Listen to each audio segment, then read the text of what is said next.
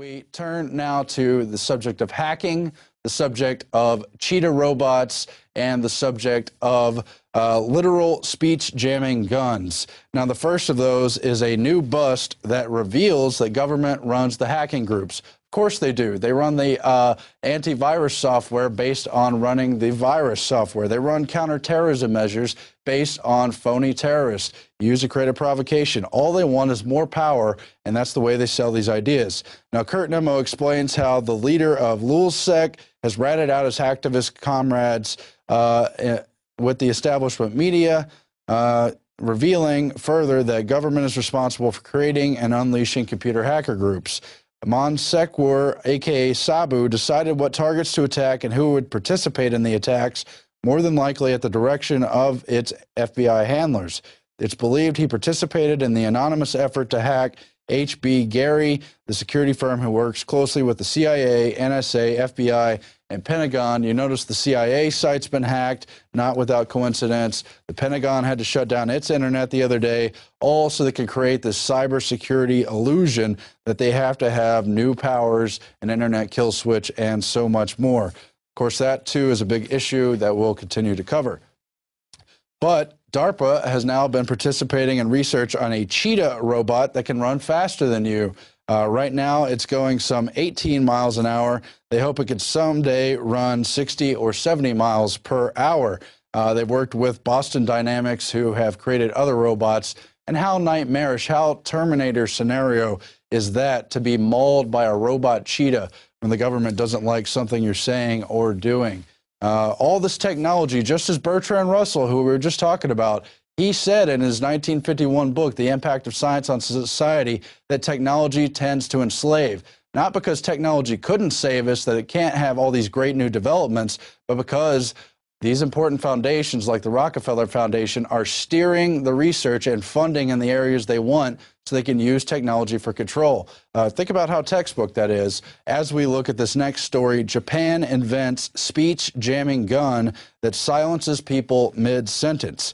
The device works by recording its target's speech, then firing the words back at them with a 0.2-second delay, which affects the brain's cognitive processes and causes speakers to stutter before silencing them completely. And whether or not this becomes widespread or widely accepted is a little bit beside the point. The point is they're applying research to areas of how to literally stop free speech. You've already seen all the riot control efforts, including new sophisticated shields that are supposed to choke people and keep them from being able to speak, not to mention just the general police tactics to shut down free speech. It's this disgusting pursuit of high-tech ways to stifle free speech that really should be pretty frightening. Now, it is Super Tuesday. More than 10 states will be voting in the GOP primary.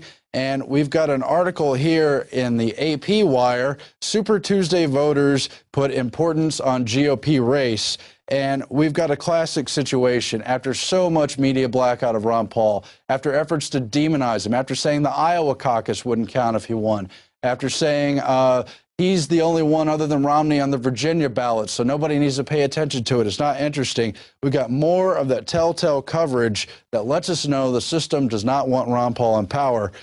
Mitt Romney is angling to solidify his frontrunner status, and Rick Santorum to keep it to a two-man race as voters in 10 states put Super Tuesday's imprint in the Republican presidential context. Newt Gingrich just hopes to keep his struggling campaign alive with a strong showing in Georgia.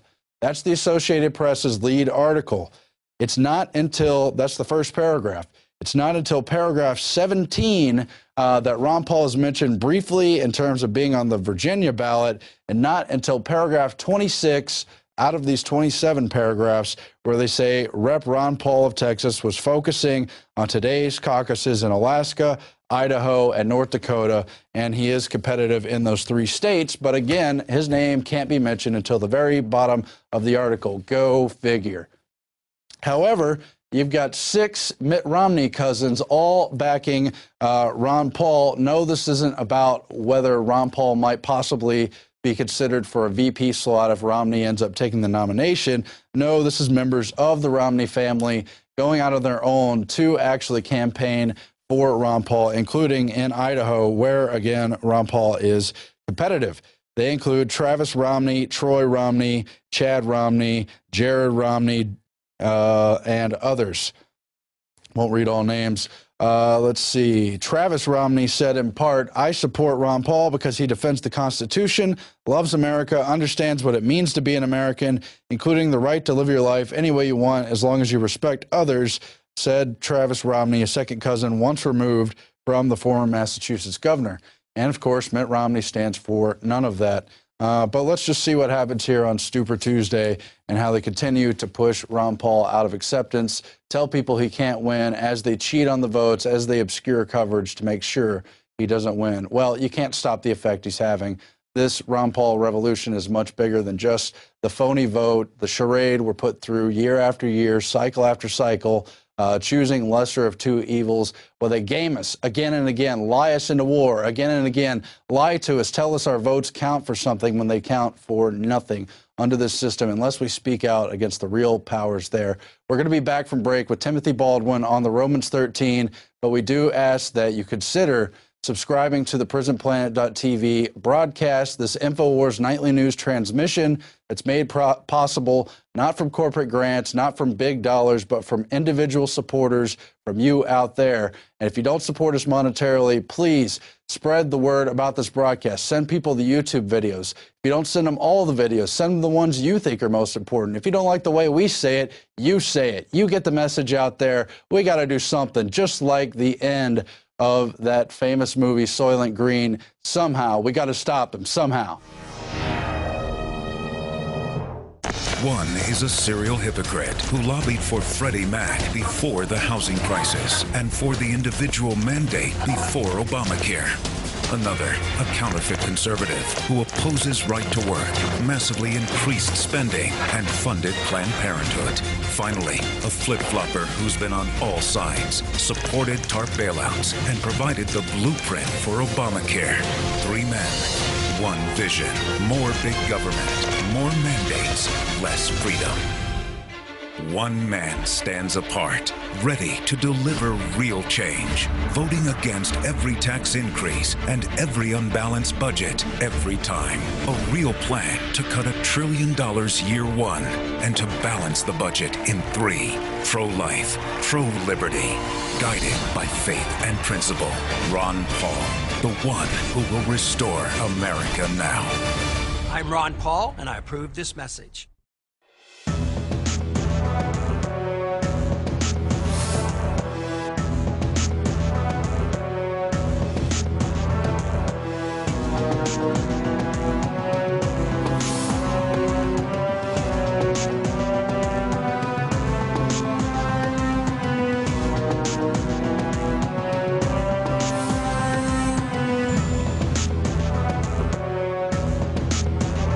And it's time to get out of the comfort zone because these people aren't playing games. 9/11 was an inside job.